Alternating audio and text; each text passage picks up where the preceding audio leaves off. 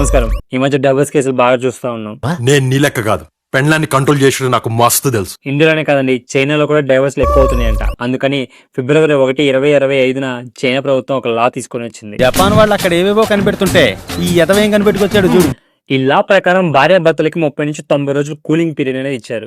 ఈ పీరియడ్ లో వాళ్ళు ఏమైనా మనసు మార్చుకుంటే డైవర్స్ కేసు క్యాన్సిల్ చేసేస్తారు. మనసు మార్చుకుంటే డైవర్స్ తీసుకుంటే భర్త నుంచి భార్యకి ఎటువంటి అలిమోని రాదు. భర్త నుంచి భార్యకి ఎటువంటి అలిమోని రాదు. పిల్లల్ని కూడా ఇద్దరు సరిసమానంగా పెంచాలి. అంతే అనుకుంటున్నారా? ప్రాపర్టీస్, కార్స్ ఇలాంటివన్నీ ఎక్కువ ఎవరైతే ట్రాన్సాక్షన్ చేశారో వాళ్ళకే చెందుతాయని చెప్పింది.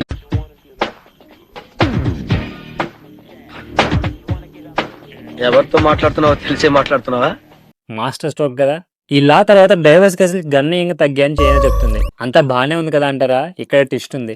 ఈ లా తర్వాత పెళ్లిళ్ళు కూడా బాగా తగ్గిపోయాయంట. వెనకడు కోడు తుపాకి లేకపోయినా లపాకి కావాలన్నా అంట. మీరేమంటారు? ఈ డైవర్స్ లాని ఇండియా కూడా తీసుకురావాలా? కామెంట్స్ లో చెప్పండి.